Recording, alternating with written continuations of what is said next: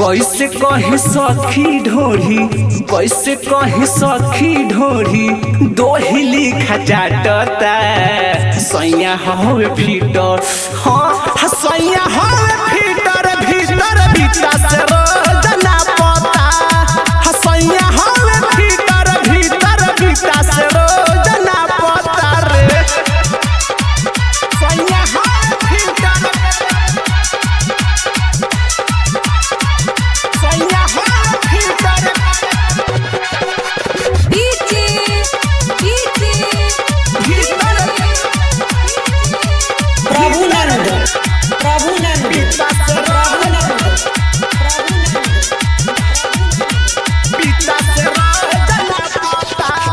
ढोरी के एक बीता नीचे हाथ लगा देला पीछे, ओकरा के हटाई लगेला हमारा के खींचे, लगेला हमारा के खींचे। आए हाय ढोरी के एक बीता नीचे हाथ लगा देला पीछे, ओकरा के जब हटाई लगेला हमारा के खींचे। उल्टा सीधा करे कनेक्शन, उल्टा सीधा करे कनेक्शन, लहंगा रोज फाटता पियावा हवे फीटर। सैया हवे फीटर, भीतर भीतर से रोज ना पता। सैया हवे फीटर, भीतर भीतर से रोज ना पता।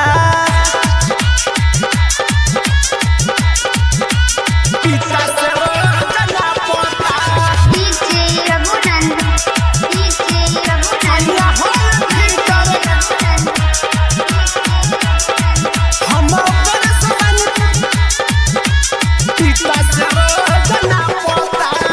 कबो न सुते देला पियावा सनहु अकेला, सुन रे सखी से जब दुख बहुत देला, दुख बहुत देला।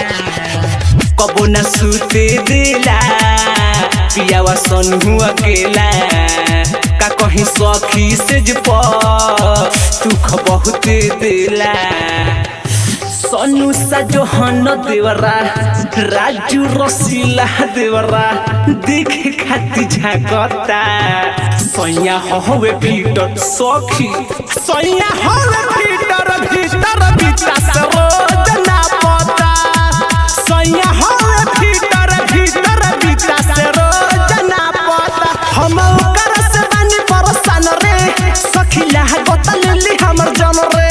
हम ओकर से बानी परेशान रे, सखी लागत लेली हमर जन रे। कैसे कहे सखी ढोरी, कैसे कहे सखी ढोरी, दोहिली खचाटता सैया हवे फीटर। सैया हवे फीटर, भीतर भीतर से रोज ना पता।